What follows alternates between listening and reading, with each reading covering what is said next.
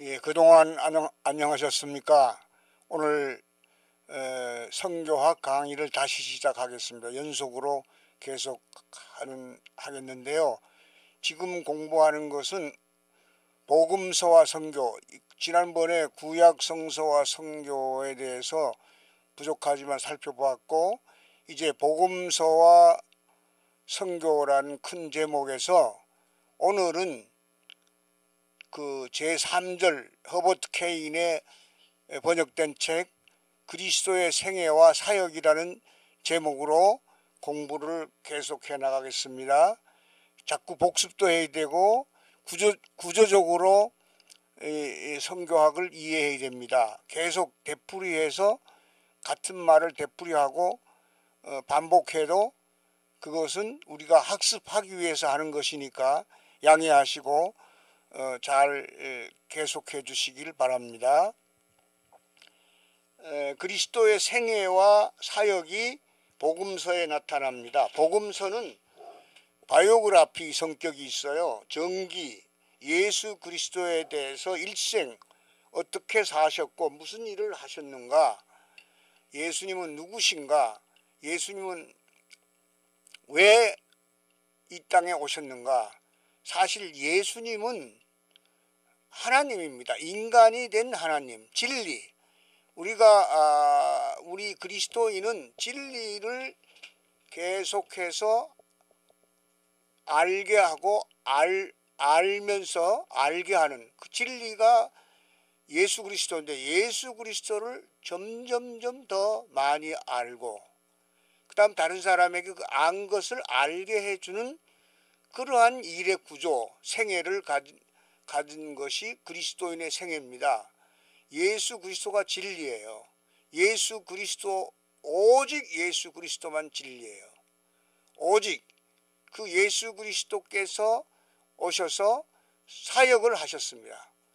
예수 그리스도의 생애와 사역을 살펴보려면 복음서를 읽어야 되는데, 복음서는 마태, 마가, 누가, 요한 4복음서입니다. 그 다음에 사도행전. 복음서까지는 예수 그리스도의 제자들의 삶, 예수 그리스도에 대해서도 알 수 있고 예수 그리스도의 제자의 삶도 알 수 있습니다. 제자들, 그 제자라는 말은요, 디사이플인데 그 말은 따르는 자, 팔로, 따르는 자.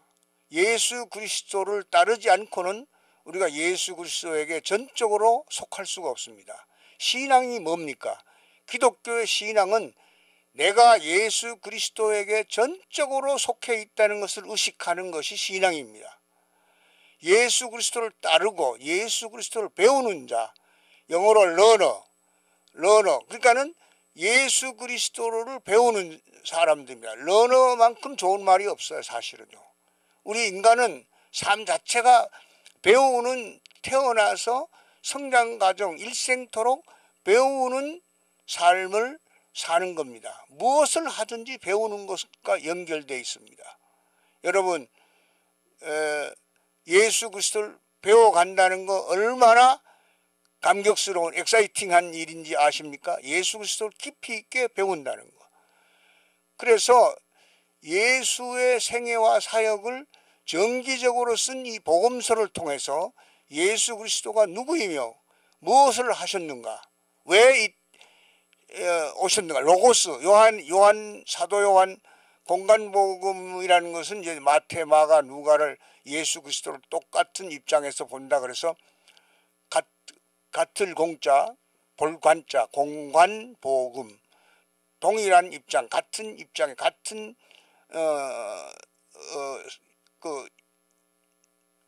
보는 관점에서 보면서 바이오그라피 성격으로 쓴 복음서, 마태, 마가, 누가를 공간복음이라고 그러고, 요한복음은 그냥 우리가 구별해서 제4복음이라고 합니다. 왜냐하면 요한은 공간복음 마태, 마가, 누가보다는 훨씬 더 철학적 색채가 있고 이론적 색채가 들어가 있는 아주 명확한, 그러니까는 바이오그라피 성격보다 그런 성격이 있기 때문에 그 요한복음을 사복음 제4복음이라고 구별하는 그런 입장입니다. 그래서 오늘은 복음서에 예수 그리스도의 생애와 사역에 대해서 공부를 하려고 하는데, 여러분 교과서에 의지하고, 교과서 구하기 어려울 수도 있어요. 이 상당히 두꺼운 책으로 번역된 건데, 외국에 있는 분들은 영어로 된 책을 구입해서 보시면 더 좋겠습니다. 예수 그리스도, 이스라엘 민족의 약속된 메시아입니다. 메시아라는 말은 그리스도라는 말입니다. 그리스도. 메시아라는 말은 그리스도. 그 요한복음 1장에 보면은 그 말에 다 아시는 거를 제가 이렇게 너무 자세하게 설명하는 것 같아서 미안할 때도 있는데요. 공부라는 게 원래 그런 겁니다. 아는 것도 다시 한번 이렇게 살펴보고 따져보는, 이렇게 공부라는 거는 처음 과정은 분석이에요. 분석. 그 다음에 분석을 해서, 분석을 왜 하냐, 알기 위해서 분석하는 거예요. 분석하고 알면은 그 다음에 종합을 하는 거예요. 분석과 종합의 과정이 공부인데, 강의는 아직도 분석 과정에 있는 겁니다. 꼬치꼬치게 묻고 이렇게 하는 거예요. 그래서 여기에 요한복음 1장 41절에 보면은 거기 쉽게 40절부터 한번 읽어볼까요? 요한의 말을 듣고 예수를 쫓는 두 사람 중에 하나는 시몬 베드로라. 요한의 말이요, 이거 앞에 요한은 세례 요한을 말하는 거예요. 세례 요한의 말을 듣고 예수를 쫓는 두 사람 중에 하나는, 한 분은 시몬 베드로, 요한의 아들 바요나 시마나, 바가 아들이란 뜻입니다. 바요나 시모, 요나의 아들 시모나, 그렇게 했잖아요. 요한의 아들 시몬, 원래 베드로는 예수님이 지어준 이름이에요. 시몬이 본래 이름입니다. 시몬 베드로의 형제 안드레와 시몬 베드로는 형제가 아니에요. 그가 먼저 자기의 형제 시몬을 찾아, 자기 형을 찾아 말하되 우리가 메시아를 만났다. 거기에 간주에 야자가 붙었는데, 그걸 야라는 그 간주 있잖아요. 메시아 글자 옆에 간주 성경을 활용하면은 우리 신앙의 선배님들이 얼마나 성경을 깊이 있게 연구했는가를 간주를 이용하면 알 수 있어요. 그래서 그 메시아를 만났다 하고, 메시아는 번역하면 그리스도라. 데리고 예수께로 오니 예수께서 보시고 가라사대 내가 요한의 아들 시몬이니 장차 게바라 하리라. 게바라는 말이 히브리어로 베드로라는 말이 반석이라는 뜻이에요. 그 다음 피터, 베드로, 이거는 헬라어죠. 그래서 반석이라는 뜻을, 그런 이름을 지어주겠다. 예수님이 안드레가 자기 형 시몬을 예수께 인도해서 이름을 예수님 약속한 거야. 내가 너를 게바라 하리라, 반석이라 하리라. 그런데 거기에 가로 안에 보면 메시아는 번역하면 그리스도라 그랬어요. 그러니까 확실히 알아야 돼요. 예수 그리스도는 직책 이름이야. 메시아 직책. 이 그리스도는 오시도록 되어 있고, 그 오시는 것에 대해서 구약 성서가 늘 증언했어요. 구약 성서를 제대로 읽는 사람은 메시아에다가 그리스도에다가 초점을 맞춰야 돼요. 기독교가 뭡니까? 예수가 그리스도라는 걸 고백하는 신앙으로 출발하는 거예요. 예수가 그리스도이다. 그게 제 신앙 고백의 첫 번째 고백, 단순한 고백으로 첫 번째가 돼요. 예수가 그리스도다. 메시아다. 그러니까 이스라엘 민족한테 약속된 메시아, 그리스도는, 메시아로서 예수 그리스도는 유대인의 혈통에서 나셨어요. 유대인의 혈통. 로마서 1장 3절에 보면은 다윗의 자손, 아브라함의 자손, 다윗의 자손, 다윗의 후손이었습니다. 마태복음 1장 1절에, 로마서 1장 3절에 보도 다윗의 자손. 그러니까 유대인의 혈통에서 난 거예요. 구원은 유대인에게서 온다. 그 수가성 여인하고 이 얘기할 때도 예수님이 그렇게 말했잖아요. 예수께서 나그네 생활을 좀 했어요. 애굽에 가서. 그래서 애굽에 가서 나그네 생활하고 애굽에서 귀환하셔서 머문 곳이 갈릴리 나사렛에 정착했습니다. 갈릴리는 쉽게 말해서 아주 시골이에요. 아주 시골. 아주 시골. 나사렛에서 정착했는데 나사렛에서 예수 그리스도가 가버나움으로 옮깁니다. 가버나움의 해당은 로마 백부장이 세웠어요.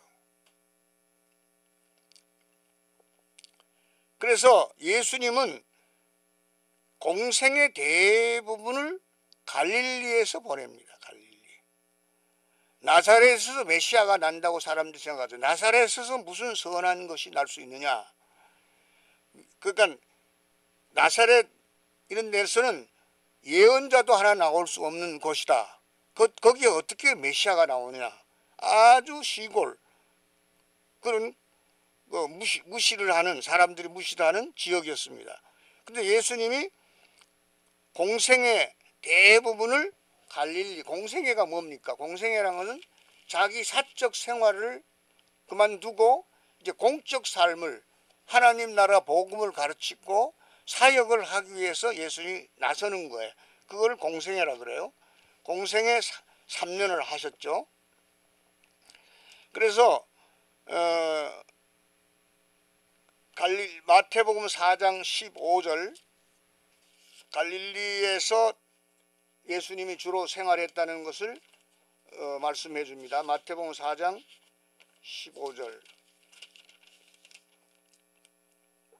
마태복음 4장 15절 한번 읽겠습니다. 예. 스불론 땅, 납달리 땅과 요단강 저편 해변 길과 이방의 갈릴리여 그랬어요. 이방이라는 말이 있어요. 이방의 갈릴리. 이방인이 많이 살았던 갈릴리. 유대적인 지역이 아니고 이방의 갈릴리라고 그랬어요. 참고로 16장 흑암에 앉은 백성이 큰 빛을 보았고 사망의 땅과 그늘에 앉은 자들에게 빛이 빛이었도다 하였느니라. 그래서 예수님이 갈릴리에서 공생애를 대부분 했는데 갈릴리는 메시아는 고사하고 선지자 하나도 나올 수 없다고 사람들이 그렇게 말을 한 곳입니다. 요한복음 1장 46절 이 코테이션 성교학은 굉장히 코테이션이 많아요. 그래서 찾아보는데 좀 수고스러워도 참는 겁니다. 1장 46절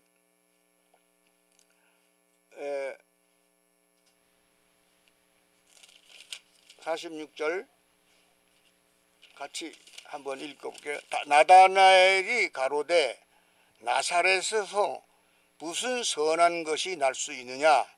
빌립이 가로되 와보라 하니라. 예수께서 나다나엘이 자기에게 오는 것을 보시고 그를 가리켜 가라사대 보라 이는 참 이스라엘 사람이라 그 속에 간사한 것이 없도다.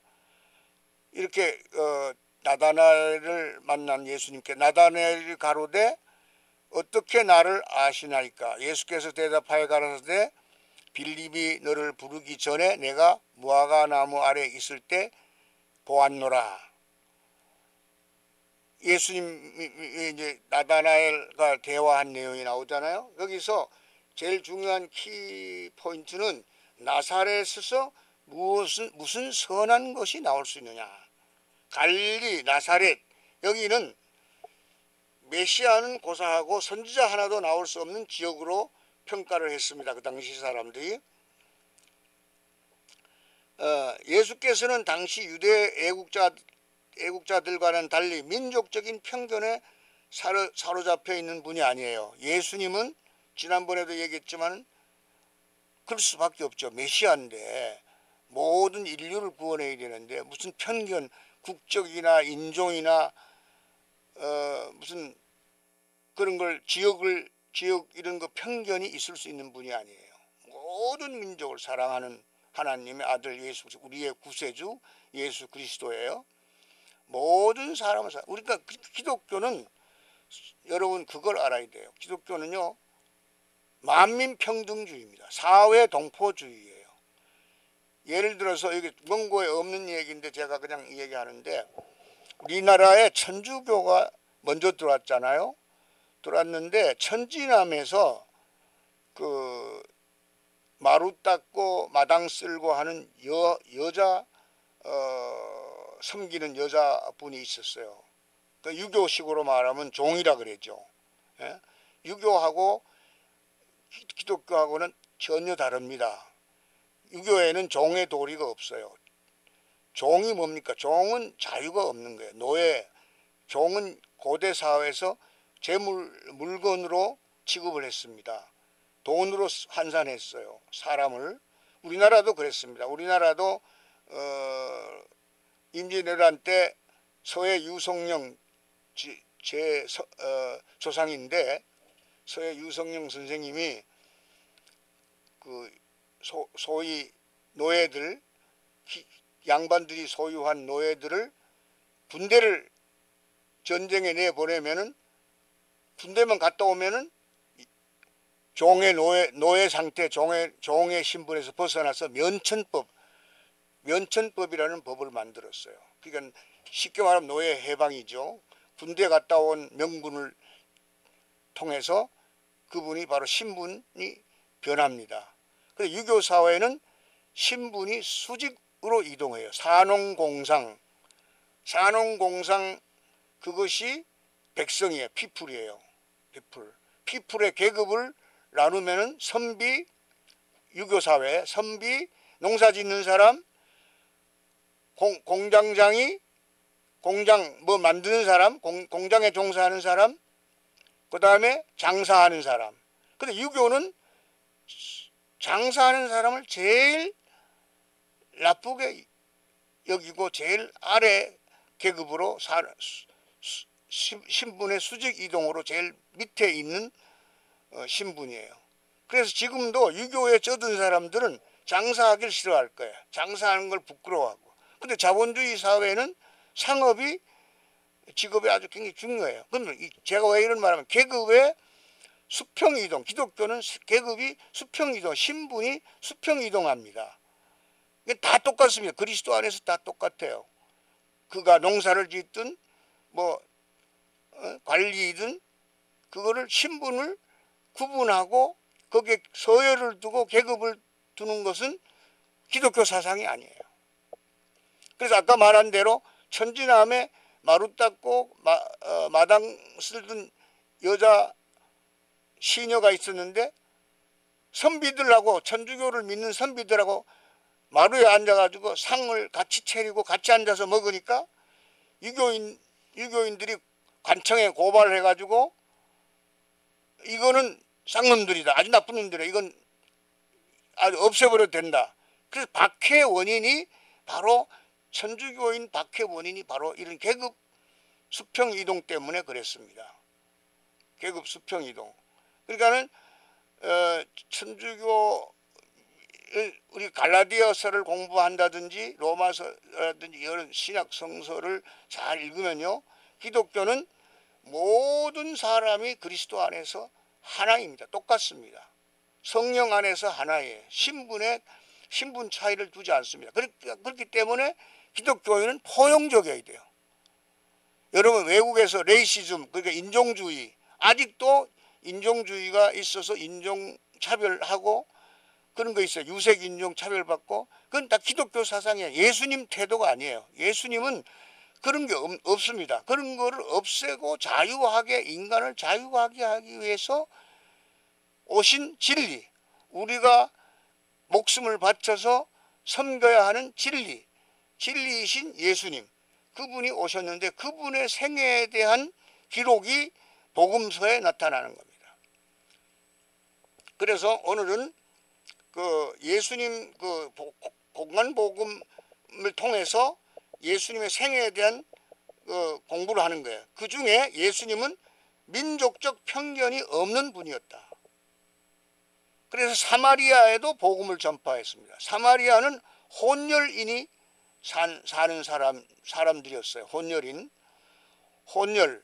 그러니까 얼마나 유대인들이 그 사람들을 멸시했어요.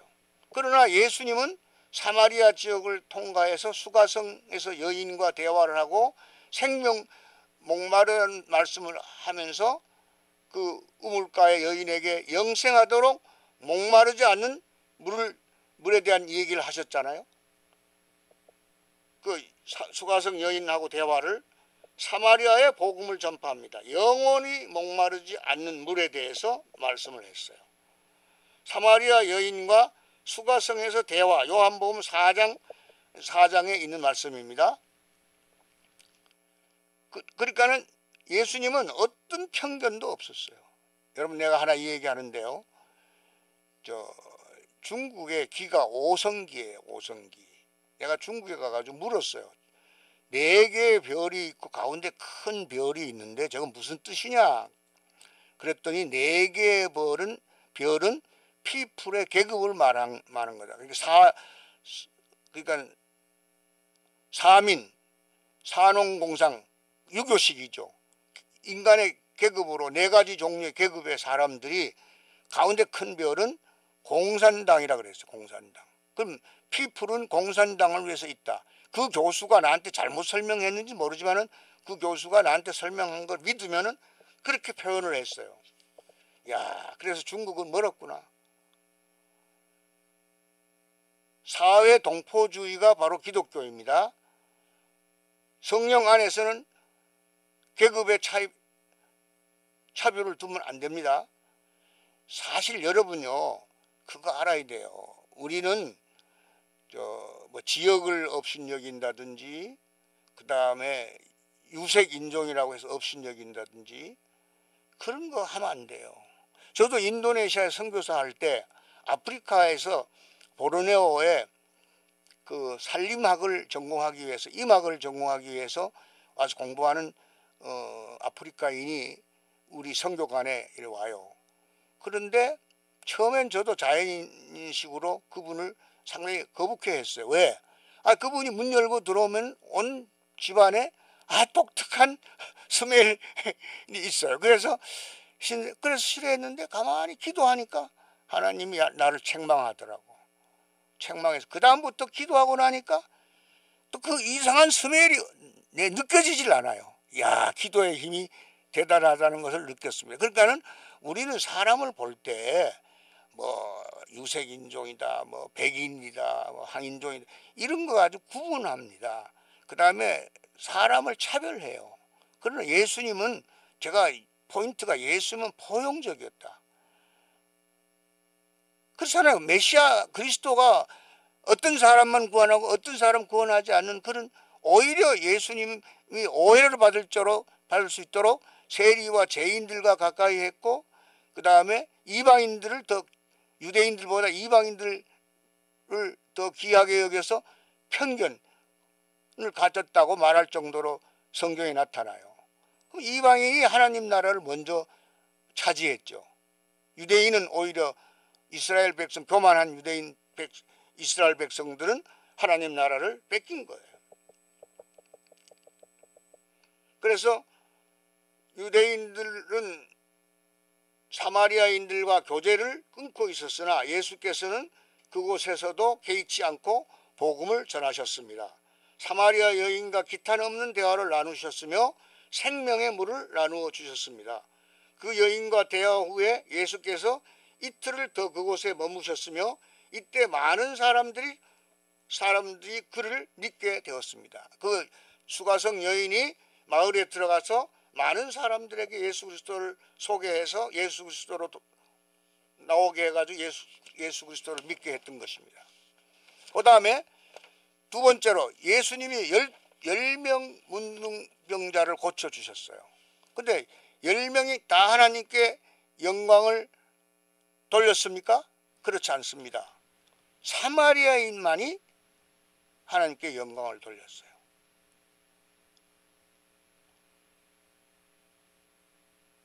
하나님께 영광을 돌린 한 사람은 사마리아인이었다고 누가복음에 기록하고 있습니다. 근데 한 번은 예루살렘으로 가는 길에 예수께서 사마리아에 머물게 됐어요. 그런데 이때 이 사마리아의 사람들이 예수님과 제자들에게 대접을 하지 않고 냉랭하게 대했던 모양이에요. 그러니까 야고보와 요한이 화가 났어요. 그래서 예수님에게 하늘에서 불을 내려 이 마을을 불살라 버리자고 권고를 했으며, 근데 예수님이 제자들을 부르짖었습니다. 인자는 사람의 생명을 멸하려 온 것이 아니라 구하려 왔노라. 누가복음 9장 55절에 제자들은 편협한 마음을 편견을 가져요. 우리하고 똑같아. 우리도 그럴 수밖에 없어요. 대부분 인간성을 가진 사람들이 그렇게 편견을 갖고 차별을 해요.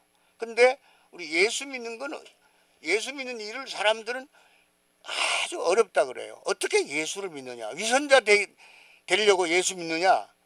이렇게 율법적 사고, 그 다음에 그 율법적 사고를 가지고 도덕적인 뭐랄까 엄격성, 율법적인 생각을 해서 그것을 이룰 수 없으니까 결국은 그리스도를 믿는다는 것은 위선자가 되는 거다. 그렇지 않습니다. 예수 그리스도를 믿는 일은 어려운 일이 아닙니다. 내 짐은 가볍고 쉬움이라 내 멍에를 메고 내게 배우라 그러지 않았습니까? 예수님께서. 아주 어렵게 생각하는 건 아직도 진리를 깨닫지 못한 거예요. 편안한 겁니다. 성령이 하시기 때문에. 성령이 도우시고 성령이 가르치시고 성령이 인도하는 거지 우리 힘으로 하는 게 아니에요.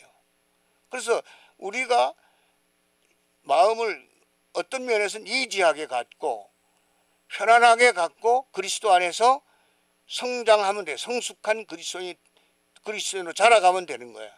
근데 우리가 예수님을 본받으려면 일단 제자들처럼 편협한 마음을 가져서는 안 돼요.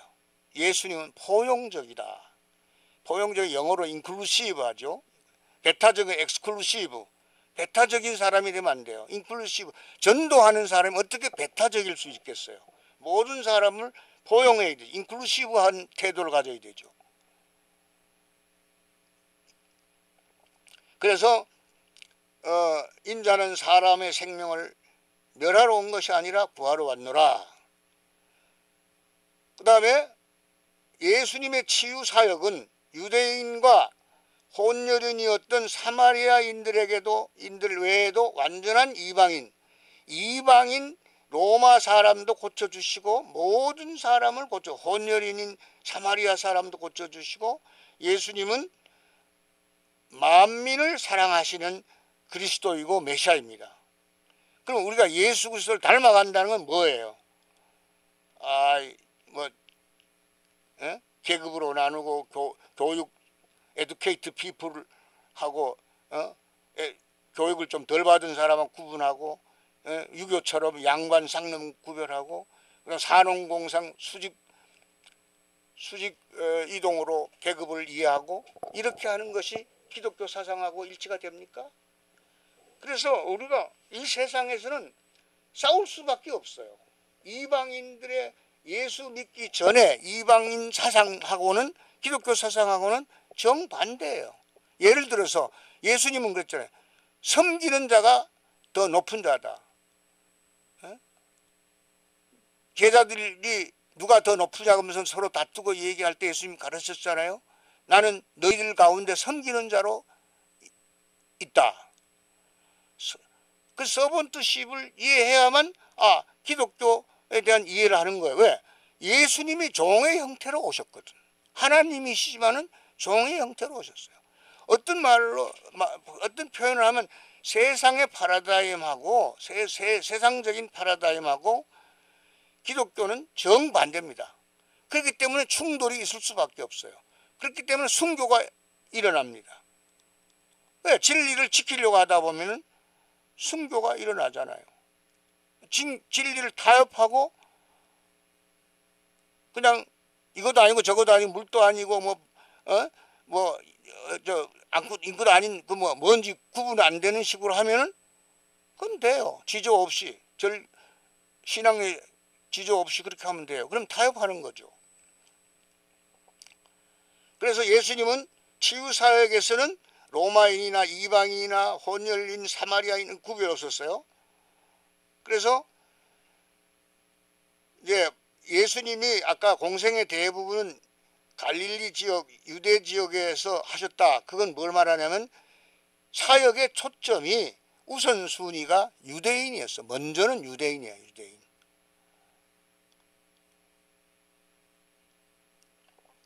그래서 예수님 치유 사역을 한번 마가복음 3장 7절 8절인데요. 한번 볼까요? 여기는 이제 유대 지역을 벗어나요. 이제 마가의 기록에 의하면 그 복음을 전하고 치유 사역을 베푸신 것은 갈릴리와 유대 지역을 훨씬 넘어서 이두메. 마가복음 3장 7절 읽겠습니다. 예수께서 제자들과 함께 바다로 물러가시니 갈릴리에서 큰 무리가 쫓으며 유대와 예루살렘과 이두메와 요단강 건너편과 또 드로와 시돈 근처에서 허다한 무리가 그의 하신 큰 일을 듣고 나오는지라. 예수께서 무리에 에워싸 미는 것을 면키 위하여 작은 배를 등대하도록 제자들에게 명하셨으니 이는 많은 사람을 고치셨으므로 병에 고생하는 자들이 예수를 만지고자 하여 피끈이 한자 말이에요. 가까이 부딪히더라, 가까이 다가온다 이 말이야. 피끔이 함이더라. 더러운 귀신들도 어느 때든지 예수를 보면 그 앞에 엎드려 부르짖어 가로되 당신은 하나님의 아들이다 하니.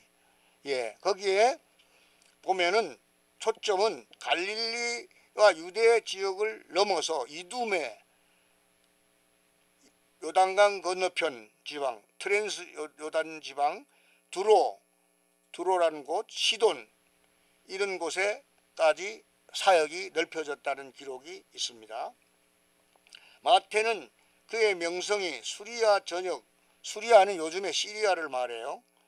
수리아 전역에 퍼졌고 갈릴리와 데가볼리로부터 큰 무리들이 그를 따랐다고 기록하고 있습니다. 마태복음 4장 24절 25절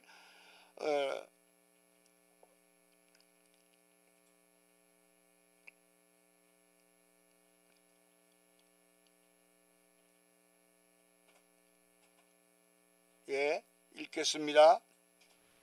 또 가라사대 너희가 무엇을 듣는가 스스로 삼가라. 너희의 헤아리는 그 헤아림으로 이게 잘못 코테이션 됐는데 마태인데 마가로 했기 때문에 다시 마태 4장 24절 마태 4장 24절이 있나? 있죠?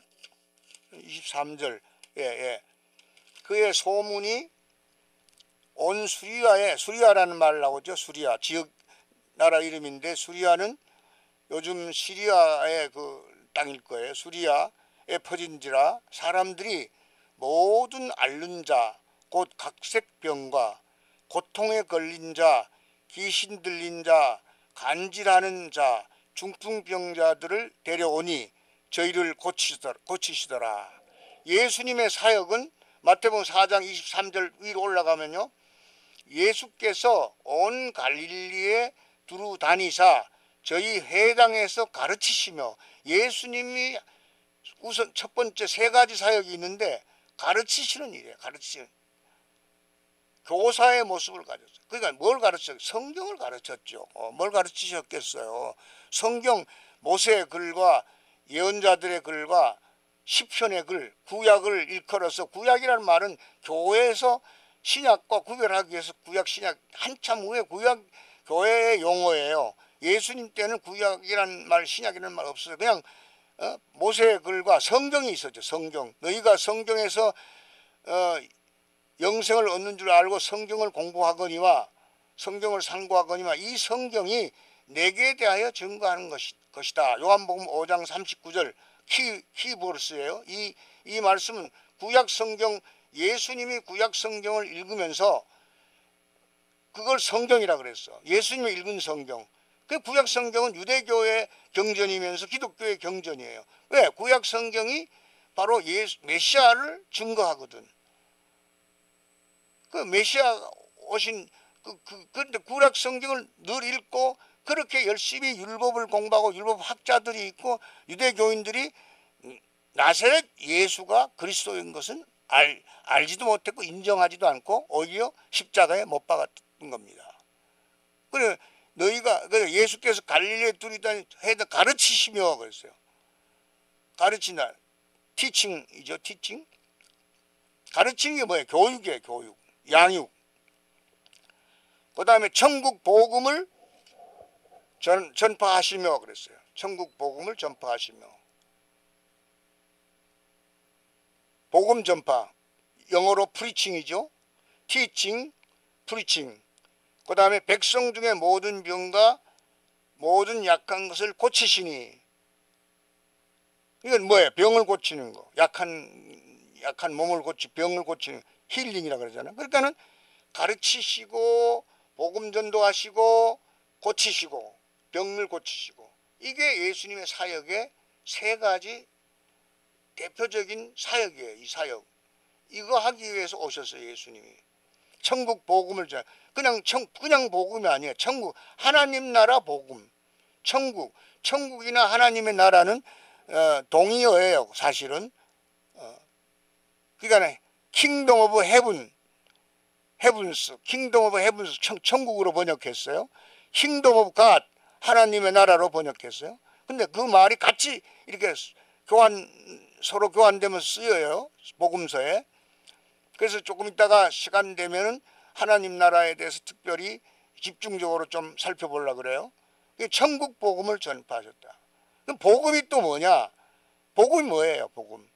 하나님을 아버지라 부르는, 쉽게 말해서, 간단히 말해서 하나님을 아버지라 부를 수 있으면은 그게 믿음이고 그게 중생이에요. 왜? 중생이 그것이 또 구원이에요. 구원 때문에 복음이 있는 거예요. 구원의 복음 아니에요. 구원의 메시지. 우리는 복음의 기쁜 소식, 유앙겔론이라 그러는데 기쁜 소식이라 그러는 이유는 뭐예요? 우리의 죄 문제가 해결되고 죄 용서를 받고, 아주 나이브하게 자꾸 말하는데 죄 용서 받는 거 굉장히 중요해요. 여러분 죄책감에 사로잡혀서 평생을 산다고 해보세요. 예수 믿지 않는 사람은 불안해서도 살 수 없을 거예요. 죄책감에 평생 시달려야 되잖아요. 내가 죄인 되고 싶어서가 아니라 태어나니까 죄인이야. 본질적으로 죄인이야. 그걸 원죄라 그래. 근데 그 원죄를 끌어안고 있으면 항상 불안한 거야.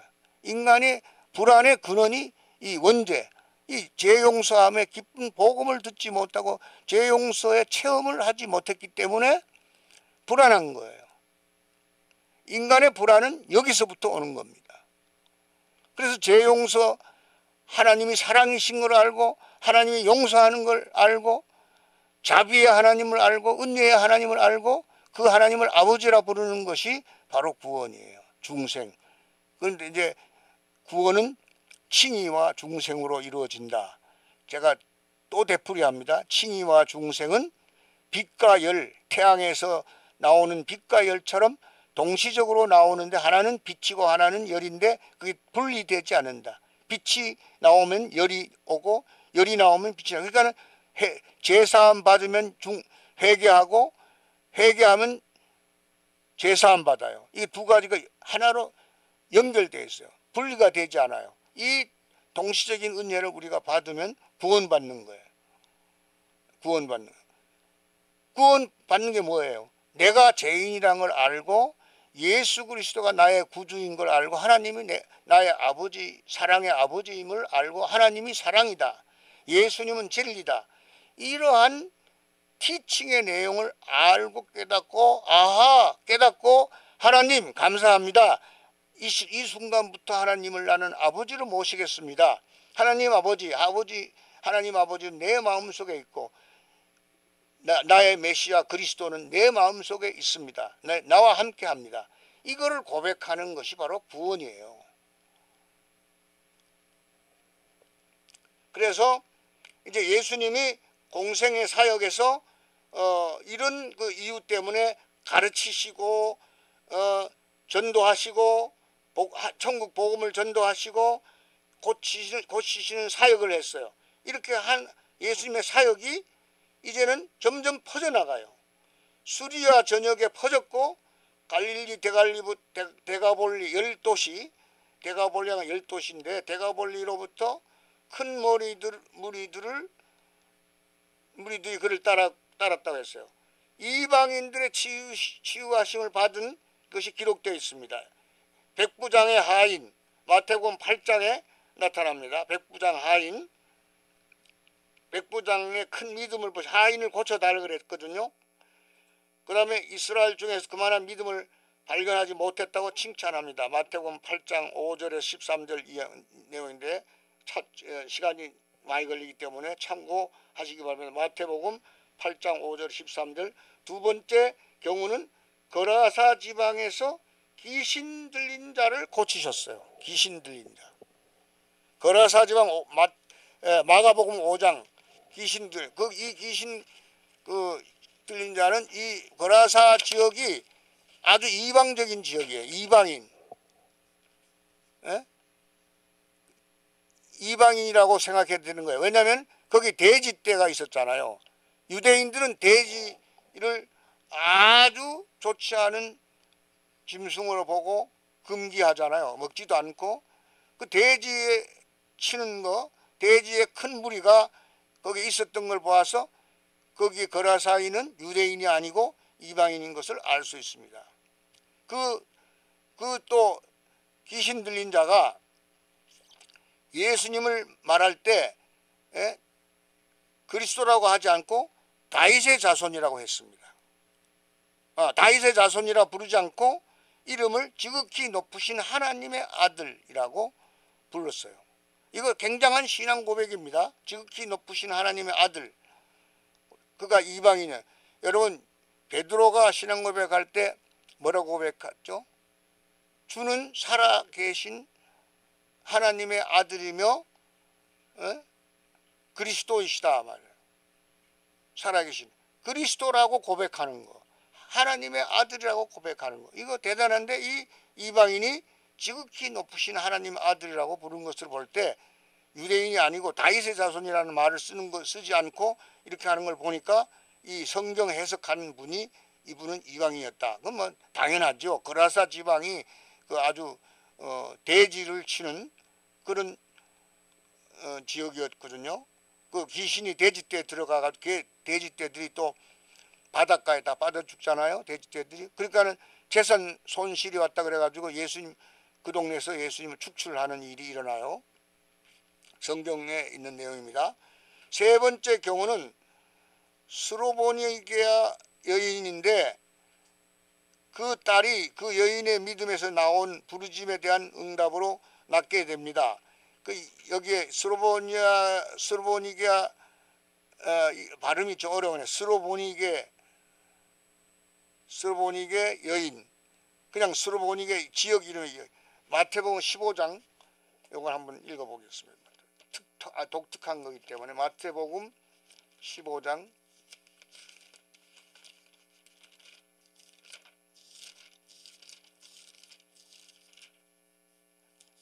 마태복음 15장 21절에서 28절입니다. 예수께서 거기서 나가사 드로와 시돈 지방으로 들어가시니 가나안 여자 하나가 그 지경에서 나와서 소리질러 가로되 주 다윗의 자손이여 나를 불쌍히 여기소서 내 딸이 흉악히 귀신 들렸나이다 하되 예수는 한 말씀도 대답지 아니하시니 제자들이 와서 청하여 말하되 그 여자가 우리 뒤에서 소리를 지르오니 보내소서.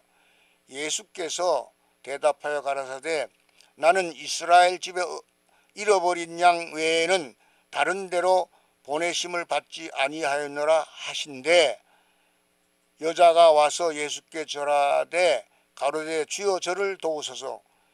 대답하여 가라사대 자녀의 떡을 취하여 개들에게 던짐이 마땅치 아니하니 여자가 가로되 주여 옳소이다마는 개들도 제 주인의 상에서 떨어지는 부스러기를 먹나이다 하니 이에 예수께서 대답하여 가라사대 여자야 내 믿음이 크도다 내 소원대로 되리라 하시니 그 시로부터 그의 딸이 나으니라. 여기에 보면은 이 수르보니게 여인은 정말로 신앙이 뭐랄까 마음이 솔직한 사람이죠. 그러니까는 뭐 척하는 게 없어요. 그래서 개들도 제 주인의 상에서 인정하잖아요. 떨어지는 이방인들도 유대인만이 사람이 아니고 이방인도 주님의 사랑을 받을 자격이 있습니다. 이걸 고백한 거야. 그걸 보고 예수님이 여자야 내 믿음이 크도다 내 소원대로 되라 하시니 그 시로부터 그 딸이 나오니라. 수르보니게 여인의 그 신앙 고백과 함께 그 딸을 고쳐주신 예수님. 이건 뭘 말하냐면 예수님의 사역에서 이방인과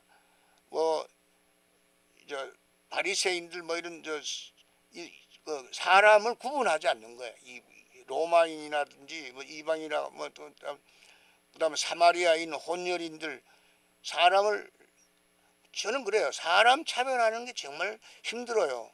어디 가면요 사람 차별하잖아요. 그러면 다 느껴요 그게. 옛날에 제가 이제 이런 말 하면 또 오해할 수 있는데 하여튼 어떤 분을 만나면은 편안할 수가 있어요. 왜? 사람 차별 안 하니까. 사람 차별하려고 그러면 차별의 내용이 이 세상에 얼마나 많습니까? 여러분 여러 가지 조건으로 차별 대우를 받을 수밖에 없는 그게 있어요 인간이. 그래서 인간이 근원적으로 죄인이에요. 그래서 예수님을 닮아가야 돼요. 왜? 예수님은 포용적이었잖아. 사마리아인 업신여기지 않았잖아. 제자들이 오히려 막 화내고 사마리아인들이 자기네 대접 안 한다고 막 하늘에서 불을 내려서 이 마을을 불살라 버리자고 하니까 예수님이 그렇게 반대로 말씀했잖아요. 우리 예수가 그리스도가 된 사람은 예수를 배우는 거예요. 그래 완전히 예수를 배울 수 있다는 건 아니지만은 한 60%는 배워야 되죠. 최소한도 50%는 배워야 되죠. 50% 배우기도 어려울지도 몰라요. 계속 배우는 거예요. 그래서 마태복음 15장 21절에서 28절 한 이방인의 놀라운 믿음에 이게 수르보니게 아까 읽었죠. 수르보니게 여인의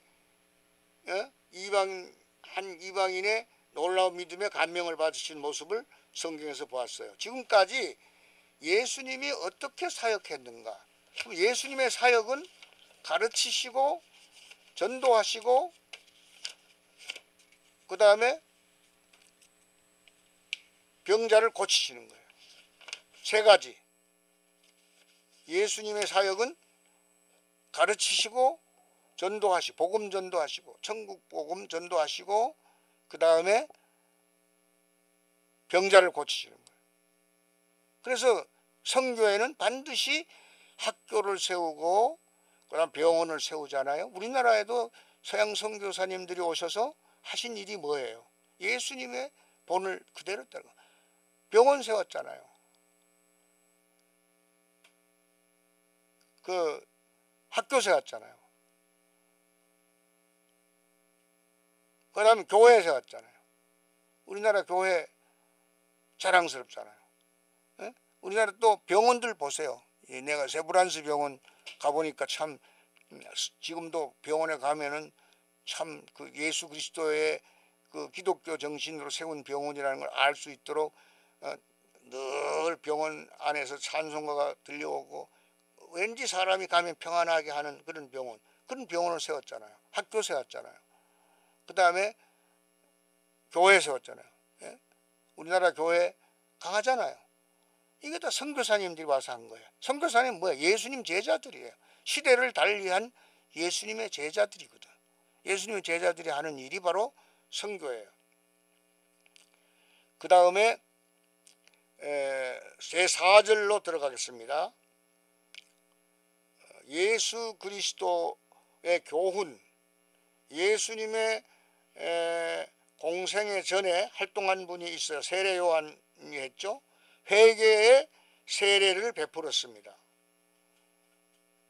갈릴리에서 예수 그리스도께서 공생애를 시작하기 전에 주님의 길을 예비하는 사명을 지니고 있었던 분이 있었는데 바로 세례 요한이에요. 세례 요한이 회개의 세례를 전파하고 있었어요. 세례 요한은 에세네파에 속합니다. 예수님 당시에 바리새파가 있고 사두개파가 있었고 그 다음에 에세네파가 있었는데 세례 요한은 에세네파에서 속한 사람이 아주 금욕적이고 그 에세네파는 당시에 세상이 너무 부패하고 타락하니까 결혼을 금지한 게 근데 그건 아주 굉장히 자연법적으로 하나님의 창조의 섭리로 볼 때는 맞지 않는 일이지만은 결혼을 하지 않고 공동체를 이루고 살았어요. 철저한 금욕 생활을 하고 근데 그 에세네파의 영향을 받은 에세네파에 속했고 에세네파의 영향을 받은 분이 바로 세례 요한이에요. 이 세례 요한이 예수님의 길을 예비한 분 아니에요? 회개의 세례를 베풀고 예수님에 대한 선구자, 예수님 오시기 전에 예수님을 소개한 사람. 그는 흥했고 나는 망해야 된다고 하면서 예수님의 신들매도 붙잡기에 합당하지 않다면 예수님을 높이 그리스도를 찬양한 세례 요한, 선구자, 예수 그리스도의 선구자, 회개 촉구를 했어요. 메시아 도래에 임하여 유대인들에게 전면적 회개를 메시아가 곧 오니까 지금 회개하라 하늘나라가 가까이 왔다. 하늘나라를 가져오는 분이 바로 메시아예요. 그래서 오늘 하늘나라에 대한 하나님 나라에 대한 삽입 그러니까 강의하다가 쭉 줄거리 중간에 집어넣는 식으로 하나님의 나라에 대해서 특별히 자세하게 좀 언급을 할 겁니다. 그래서 유대인들에게 아주 전면적인 회개를 촉구한 유대인에게 전면적 회개를 촉구한 사람이 세례 요한이에요. 예수님이 곧 오니까 메시아가 곧 온다는 것을 선포하면서 회개를 선포하는 세례 요한의 사역이 있었어요. 그는 유대인들이 하나님 앞에 마땅히 설 수 있다고 생각하는 영적인 자기만족에 대해 이를 버릴 것을 엄중히 경고했습니다. 왜? 세례 요한이가 한 것은 유대인의 특권의식 비난합니다. 전에도 얘기했지만 특권의식 이거 참 곤란해요. 이거 특권의식이 들어가면요 거들먹거려 전부 다. 정치하는 사람도 그렇고 누구나 그래. 특권의식을 너무 생각하면요 자기 책임을 몰라요. 자기가 누군지 몰라요. 정체성 위기에 빠져요. 특권의식 많이 가지면. 특권이 있는 것을 누릴 때는 좋지요. 그러나 넘어지기 딱 맞고 교만하고 책임을 등한히 하는 이런 경향이 있어요. 특권은. 그래 유대인도 마찬가지야. 아브라함의 자손. 그래서 아브라함의 자손을 너무나 자랑했어요. 아브라함의 자손을 자랑하면 좋아요. 어떤 면에서 아브라함이 하나님을 믿으니 하나님이 그 믿음을 의로 여기셨다. 이게 구원이에요. 기독교에서 가장 중요한 진리가 칭의입니다. 칭의. 어떻게 죄인이 하나님으로부터 죄 용서를 받고 하나님에게 영접되며 의롭게 인정되느냐. 의롭게 인정될 때 구원이 가능해요. 구원은 순간적이면서 그리스도인은 의롭게 사는 겁니다. 하나님의 의를 의지해서 영원히 의롭게 사는 거예요. 그 의가 성서의 가장 큰 주제예요. 의와 거룩. 이게 이 의와 거룩 생명. 이거 성서의 주제예요. 이 의. 아브라함의 자손을 너무 자랑했어요. 아브라함이 하나님을 믿으니 그것을 의로 여겼다. 칭의의 교리의 근거가 아브라함의 믿음이야. 우리 다 아브라함의 자손. 예수 그리스도를 믿는 자들은 아브라함의 자손. 영적으로는 아브라함의 자손이에요. 육적으로는 아브라함의 자손이 아니지만은 영적으로는 아브라함의 자손입니다. 아브라함의 복을 받은 자들입니다. 우리가 아브라함이 하나님을 믿으니 그 믿음을 의로 여기셨다. 로마서 4장에서도 바울이 아브라함을 코테이션해요. 4장 1절 3절 보면요. 그러니까 아브라함의 자손을 자랑하는 것까지는 좋았어요.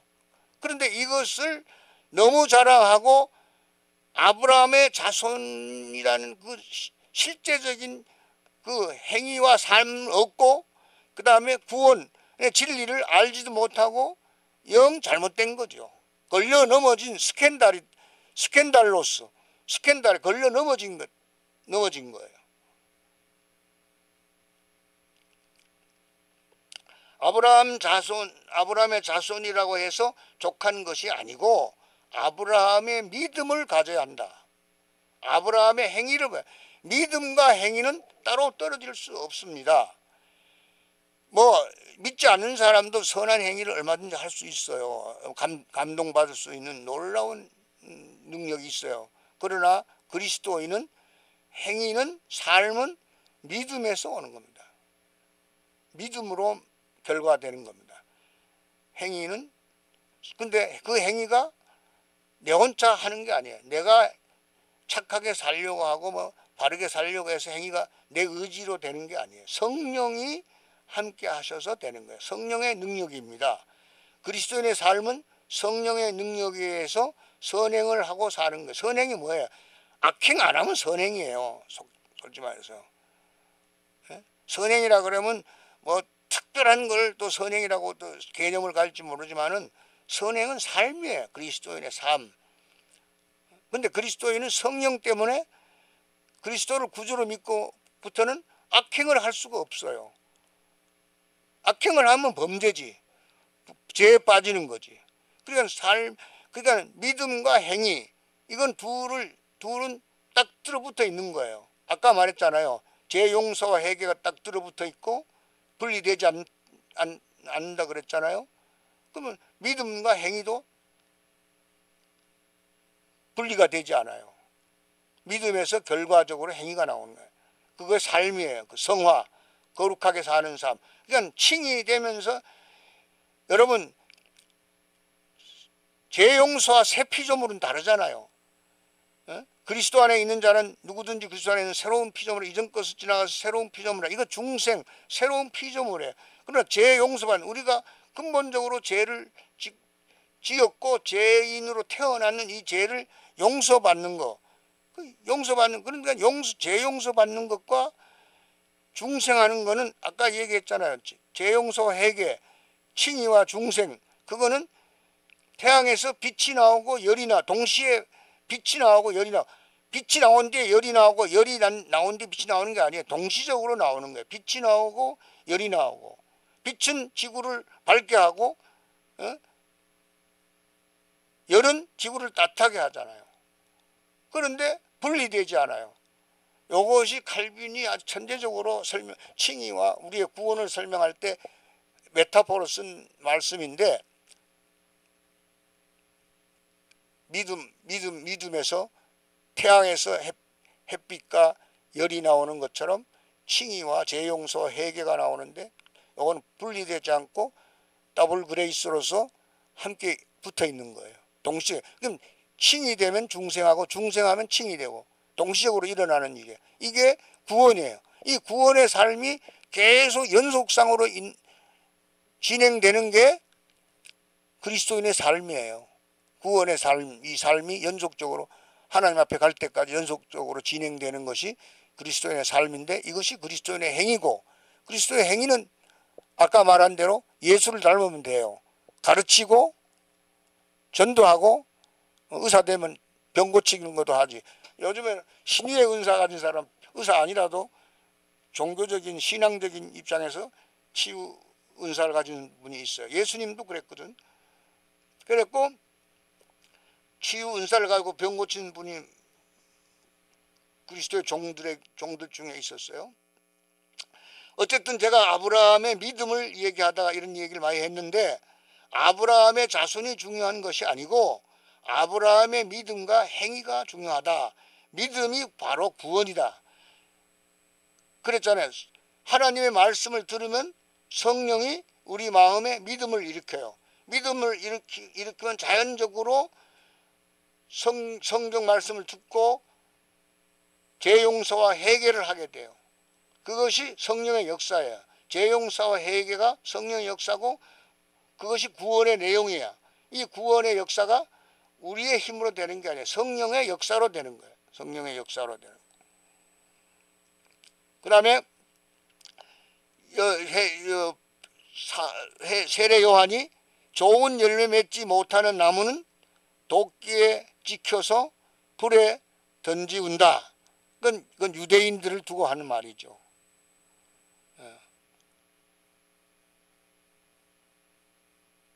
그래서 세례 요한은 구원 사역에서 이스라엘이 제외되고 이방인들이 참여합니다.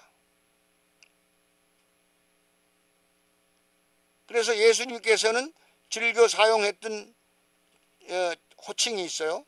자신을 가르치는 타이틀, 다윗의 자손, 아브라함의 자손이 아니라 사람의 아들 인자라는 말을. 예수님은 대문자로 son of man, 대문자, man도 대문자야. son of man, 인자, 사람의 아들, son of God, 하나님의 아들. 동시에 인자이면서 하나님의 아들이었어요. 그 신성과 인성을 동시적으로 가진 분이에요. 예? 다윗의 자손, 아브라함의 자손은 이거는 유대인들이 종족적 우월감을 나타내는 거야. 여러분, 사람 우월감을 어떻게 나타내요? 돈 있는 사람 돈 자랑하고 우월감 나타내고, 공부 좀 한 사람 학벌 가지고 우월감 나타내고, 그 다음에 우리는 뭐 양반이다, 너희는 쌍놈이다, 뭐 족보 가지고 그러고 자랑하는 성리학 후손, 유교 후손들이 지금도 있죠. 그 다음 어느 지역에 산다, 우리는 어느 지역에 산다. 이게 교만의 불씨거든. 인간은 잠시도 교만하지 않을 수 없어요.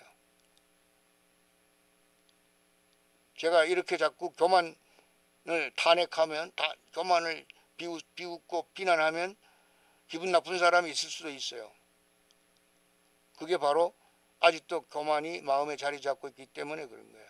예수님도 마찬가지. 예수님도 유대인들하고 서로 공격적인 관계가 뭐예요? 예수님이 유대인들을 탄핵했거든.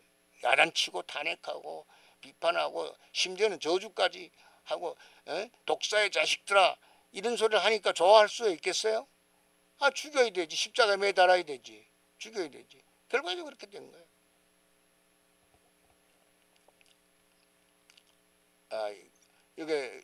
그래서 열매 맺지 못하는 나무는 도끼에 찍히고 불에 던지운다. 하나님의 구원 사역에서 이스라엘이 결국 제외되고 이방인들이 참여한다. 요거는 특권 때문에 그래요. 사람의 아들 인자, 예수님의 호칭이 인자이다. 다윗의 자손, 아브라함의 자손을 사용하지 않는다. 왜? 다윗의 자손, 아브라함의 자손을 사용하면 그건 유대인이라는 걸 느낄 수 있는 거거든. 왜? 자신들 자랑하는 거예요. 예수님은 어느 민족이나 문화에 국한하지 않는 분이다. 소크라테스는 항상 헬라인, 키케로는 항상 로마인, 공자는 항상 중국인. 이거 좋은 표현이에요. 소크라테스는 헬라인이죠. 키케로는 로마인이죠. 공자는 중국인이에요. 석가는 인도인이에요. 근데 예수님은 유대인이다. 맞는 말이에요. 유대인은 맞아. 유대인이라는 맞아요. 그러나 예수님이 유대인이라는 말 표현만 가지고 다 예수님을 완전하게 표현한 거예요. 예수님은 그리스도이다. 예수님은 세상의 구주이다. 온 세상의 구주이다. 모든 민족을 예외 없이 포용한다. 그렇게 표현해야 예수님을 설명을 하는 거예요. 예수님이 유대인이다. 소크라테스는 항상 헬라인이고 키케로는 항상 로마인이고 공자는 항상 중국이다. 이런 차원이 아니에요. 예수 그리스도는. 예수 그리스도는 인자이다. 하늘로부터 오신 보편적 인간이다. 요거 좀 다르네. 예수 그리스도는 인자이다. 하늘로부터 오신 보편적 인간이다. 그분은 위로부터 오신 분이다. 요게 달라요. 그분은 아래로부터 오신 분이 아니고 위로부터 오신 분이에요. 예수 그리스도는 역사와 문화를 초월하시는 분입니다. 역사의 주인이십니다.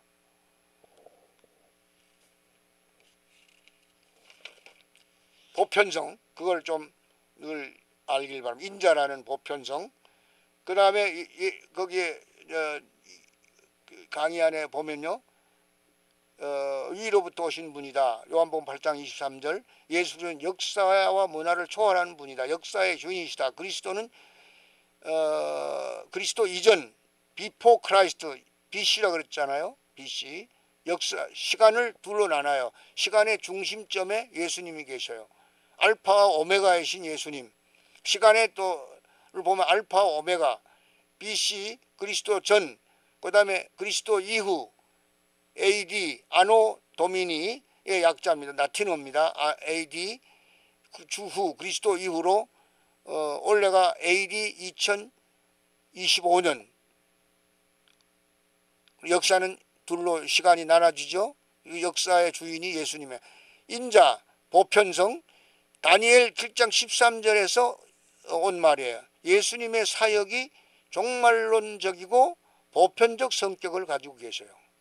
종말론적이고 보편적인 성격. 하나님 나라가 그러니까. 이사야 61장 이사야 61장에 보면요, 거기에 나와요. 61장의 복음, 누가복음 4장 16절 22절에 예수님이 성경을 달라 그래가지고 읽은 부분이 이사야 61장 그걸 읽었거든요. 그 나사렛 회당에서 예수님이 자신에 대해서 설교를 합니다. 예수님의 설교, 유대인이 분노합니다. 설교를 들은 사람은 은혜를 받았습니다. 오히려. 근데 예수님의 이단적 설교, 이방인 사렙다 가부와 수리와 나만 장군을 유대인보다 합당하게 말씀하는 것을 듣고 유대인들이 화를 내고 예수님을 반대하고 이제 그랬죠. 그러나 다른 사람들은 은혜를 받아요. 해당해서 듣지 못했기 때문에 그 이사야 61장 예수님의 메시아심을 61장 그 구약 나도 지나가요. 61장에 보면은 누가복음 4장 16절 그걸 한번 그게 이사야 61장 얘기인데 이사야 61장 메시아 예언을 성취할 분임을 예수님이 주장했어요. 나사렛 회당에서 최초로 하신 설교야.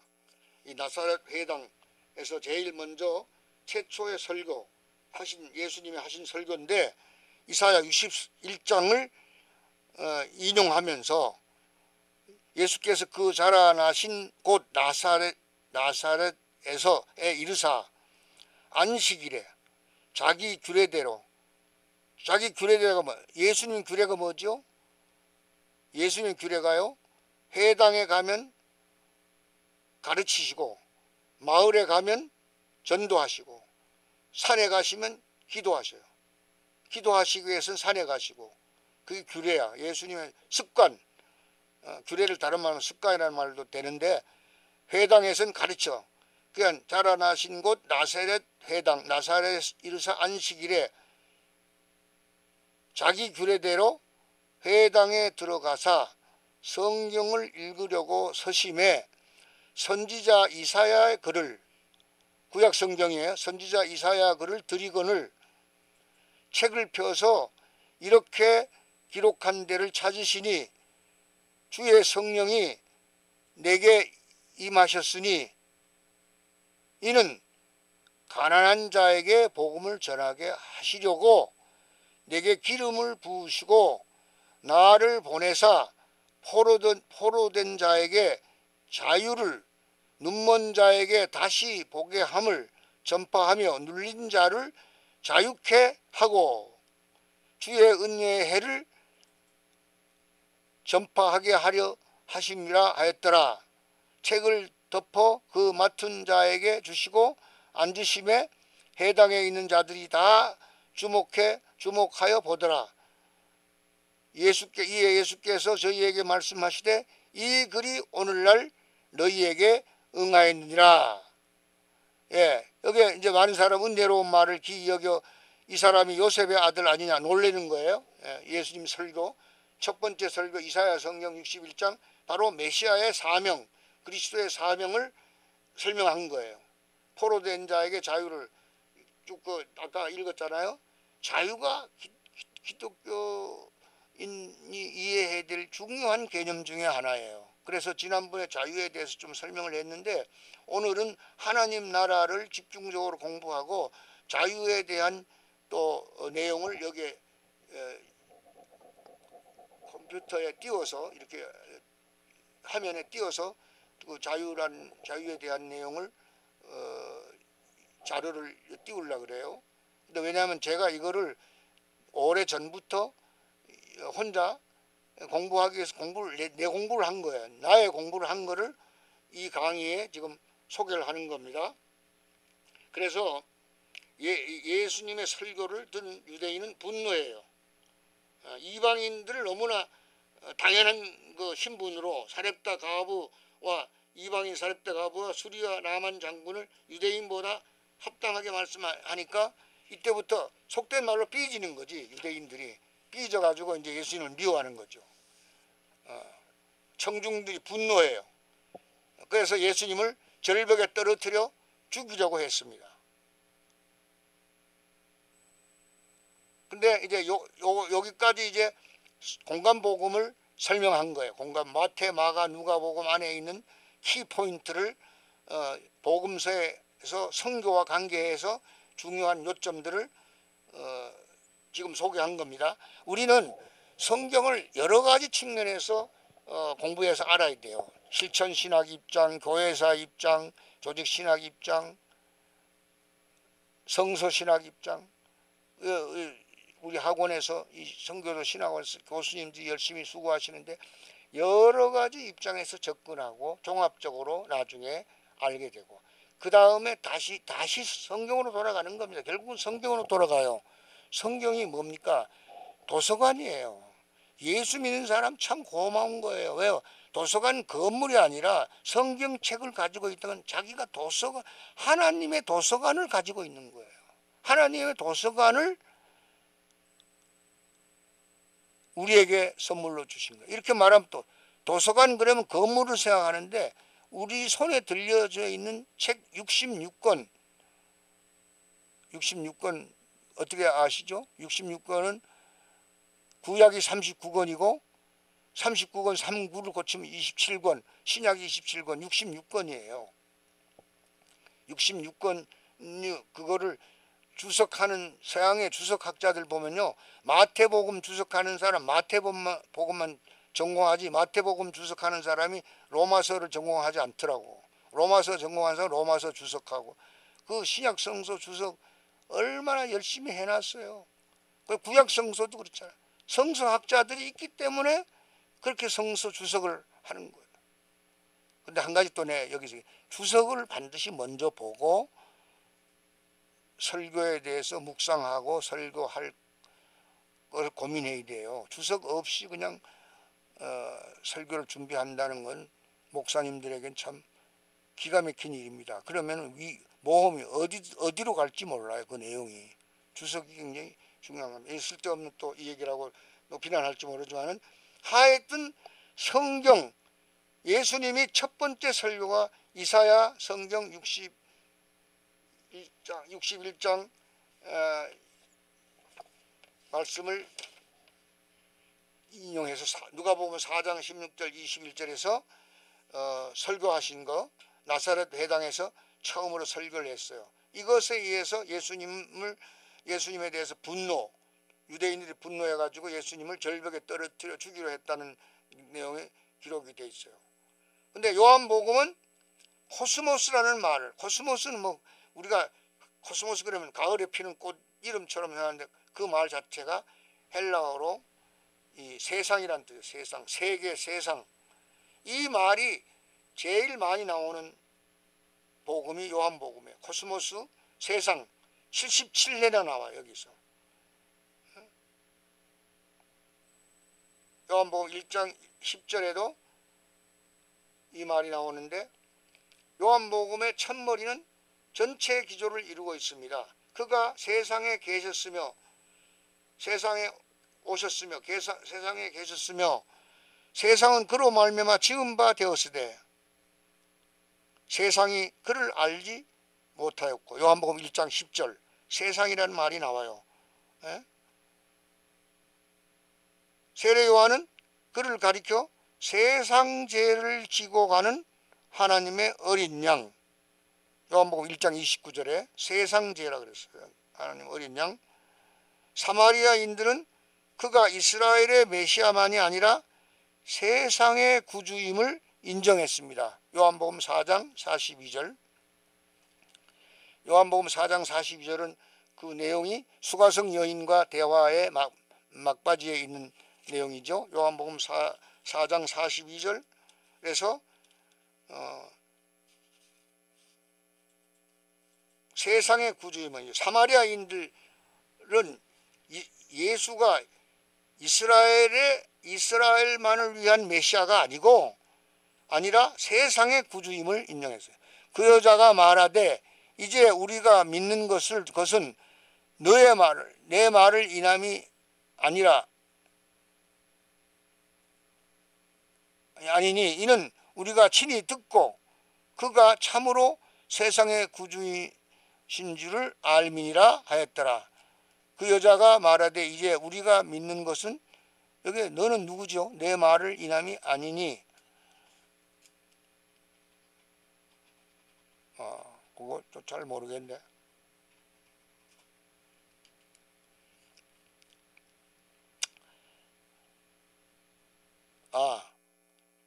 직접 예수님을 만났다는 얘기예요.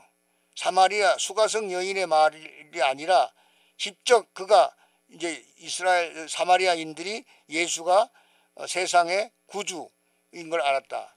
너가 전도한 말 사마리아 수가성 여인이 우리에게 사마리아인들에게 가르쳐 준 그 말 때문에 믿는 게 아니라 직접 이제는 친히 듣고 예수 그리스도가 세상의 구주인 것을 알게 되었다. 그 문맥이 그렇게 되는 겁니다.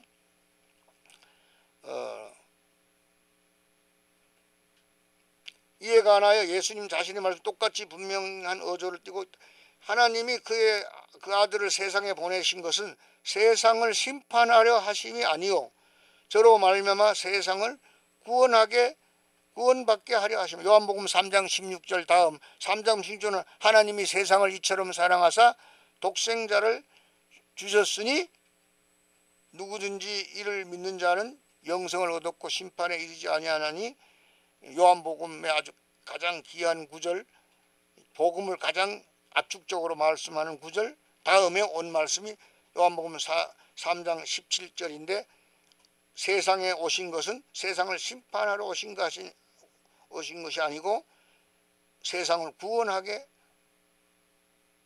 구원받게 하기 위해서 오신 겁니다. 그러니까 구원이 굉장히 중요한 거예요. 심판이 아니고 세상 구원이다. 예수 그리스도는 이 세상의 빛이에요. 세상의 빛이다. 요한복음 8장 12절 세상에. 지금 요한복음의 특징이 세상이라는 말이 많이 나온다. 그걸 말하는 거야. 세상이라는 말이 코스모스라는 말이 엄청나게 많이 나와요. 그래서 요한복음 6장에 보면 예수 그리스도는 생명의 떡이다 그랬어요. 세상의 생명을 위해 이 떡을 준다. 세상의 생명이라는 말이 나와요. 6장 51절에 빨리빨리 지나갑니다. 그 다음에 십자가에 대해 말씀하실 때 내가 땅에서 들리면 모든 사람을 내게로 이끌겠노라. 모든 요한복음 12장 30절. 그러니까 예수님은 모든 사람, 사마리아인, 이방인, 노예, 또 귀족, 학자, 관리 이런 신분에 의한 구별이 아니고 모든 인류 자체가 예수 그리스도를 믿으면 구원받는 거예요. 구원받고 그것을 구원하기 위해서 오신 분이에요. 구원하기 위해서. 그래서 이 구원의 메시지가 복음이고 이 구원의 메시지를 가까운 사람, 먼데 있는 사람 구별 없이 어떤 사람에게나 전하는 것이 그리스도인의 일이고 선교예요. 선교라는 말은 간단히 선자는 널리 편다는 뜻 아니에요. 가르침을 널리 알리는 거예요. 우리나라 사람은 대단해요. 길거리에서도 쪽복음 주고 전도지 돌리고. 내 아는 분 한 분은 저 음마 아파트에서 교회를 개척해서 아주 큰 교회당을 세우고 한 목회 성공한 분이 있는데 이분은 그 부인하고 네 분이 아파트에 사람들이 싫어해도 집집마다 다니면서 전도지 돌리고 그렇게 초기에 그렇게 했어요. 맨 처음에. 전도. 우리 예수 믿는 사람들을 오해합니다. 전도하는 걸 몰라요. 왜 전도하는지 몰라요. 사람들은. 오히려 이상하게 보고 어떤 면에서 예수 믿는 사람, 세상 사람들 예수 믿는 사람 이상하게 보죠. 멸시천대도 받잖아요. 찬송가도 있잖아요. 멸시천대 받는 거야. 우리 어떤 면에서. 세상 사람들의 구경거리 같은 사람들이지만은 그러나 우리는 진리에 의해서 진리의 종이 된 거야. 진리를 전파하는 종이 된 거예요. 진리는 배워야 돼요. 진리는 알아야 돼요. 진리는 또 남을 알려줘야 돼요. 가르쳐줘야 돼요. 자기만 진리를 알고 다른 사람은 진리를 몰라도 된다. 진리를 알아야 자유가 있게 되고 구원이 있게 되고 참된 인간이 되는 길이 있는데 그래서 이 복음 전도 이게 선교예요. 성령에 대한 약속, 성령이 오면 세상을 책망한다 그랬어요. 죄에 대하여 성령이 죄에 대해서 가르쳐주고 의에 대해서 가르쳐주고 심판에 대해서 가르쳐주고 세상을 책망한다. 요한복음의 16장 8절에 그렇게 말했습니다. 성령이 하는 거예요. 죄를 알게 하는 거, 심판에 대해서 알게 하는 거, 세상을 책망하는 거, 의에 대해서 아는 거, 이거 다 성령이 역사해서 깨닫게 해줘야 아는 거예요. 성령의 사역, 성령에 대한 약속. 성령이 뭐예요? 보혜사예요. 보혜사. 다른 보혜사라 그랬잖아. 예수님이 보혜사인데 보혜사는 번역하면 카운슬러예요. 카운슬러. 우리 곁에서 늘 말씀해주고 상담해주고 우리 기도를 들어주는 카운슬러. 대문자 카운슬러. 보혜사. 보호하고 은혜를 베푸는 보혜사. 승사자잖아요. 보혜사. 그걸 예수님이 육신을 가졌을 때 우리한테 보혜사로 계셨어요. 거기에 보면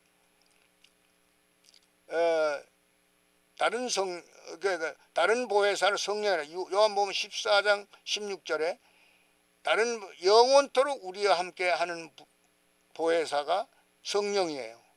진리의 영이에요. 보혜사가 진리의 영. 보혜사를 한자로는 보호할 보자, 해자는 은혜 해자, 스승사자 이렇게 써요. 그렇게 번역했어요. 근데 그 원뜻은 카운셀러, 상담자. 상담자는 뭐예요?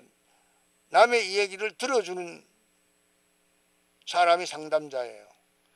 상담자는 말을 많이 하면 안 돼요. 자기 말을 하면 오히려 거꾸로 되는 거야. 내담자가 상담자 말 듣고 가면 안 되는 거예요. 상담사는 듣는 거예요. 우리 주님이 우리의 말을 다 들어요. 온 지구 인류의 말을 다 들어줄 수 있는 하나님 진리 들어줄 수 있는 분이에요. 보혜사. 근데 다른 보혜사는 내가 가면 다른 보혜사를 보면 다른 보혜사가 성령이에요. 성령 하나님 예수 그리스도 삼위일체 진리의 신비를 또 우리가 알아야 돼요. 그래서 세상과 지상에 예수님 몸을 입고 있는 보혜사였어. 근데 성령은 다른 보혜사를 보내준다 약속했는데 another 카운셀러 여기 있네. another 카운셀러. 그래서 요한복음을 지금 공부하고 있습니다. 요한복음에 나타난 내용을 공부하고 있는 거예요. 예수님의 최후 기도, 최후 기도, 세상이 하나님을 알게 되기를 기도했습니다. 요한복음 17장에 중보 기도를 한 거죠. 예수님이 중보 기도를 한 거예요. 17장 21절 23절. 그래서 예수님 최후 기도, 요한복음 14장부터는 예수님이 설교죠. 최후의 설교. 14장, 15장, 16장까지. 16장에 성령에 대한 얘기가 나와요. 17장은 대제사장의 기도, 예수 그리스도의 제자들을 위한 기도예요. 기도에서 최후의 기도를 할 때 세상이 하나님을 알게 되기를 원했어요. 그렇게 기도를 했어요. 복음은 보편적으로 선포됩니다. 복음의 성격이 보편적이에요. 복음은 어떤 이데올로기를 초월해야 돼요. 공산주의자라고 복음 전하면 안 된다. 공산주의 국가는 복음 전하지 마라. 그런 말이 성립이 될 수 없어요. 어떤 이슬람 문명권은 전도하지 않아도 된다. 그렇게 하지 않았죠. 예. 그러니까는 종교나 어떤 이데올로기에 의해서 차별받지 않고 제한되지 않는 것이 복음. 복음은 포용적이고 전 세계를, 전 인류를 상대로 하는 거예요. 그래서 예수님이 17장에 그 기도, 제자들을 위한 마지막 제사장의 기도로서 기도 내용이 하나님을 온 세상이 알기를 할 수 있도록 기도하고 그 제자들을 통해서 복음이 보편적으로 선포되기를 바라는 거예요.